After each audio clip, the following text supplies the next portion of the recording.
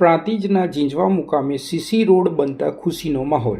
શાસક સરકાર પ્રજાની માંગને ઉદ્દેશીને વિકાસના કાર્યો પર ભાર મૂકી રહી છે, જેના કારણે વિકાસના કાર્યો હાથ ધરતા પ્રજાજનોમાં ખુશી જોવા મળી રહી છે। પ્રાંતિજ તાલુકાના ઝીંઝવા મુકામે હાલમાં પંચાલવાસથી જૈન દેરાસર સુધીનો સીસી રોડ માતબર રકમ ખર્ચીને બનાવવામાં આવી રહ્યો છે।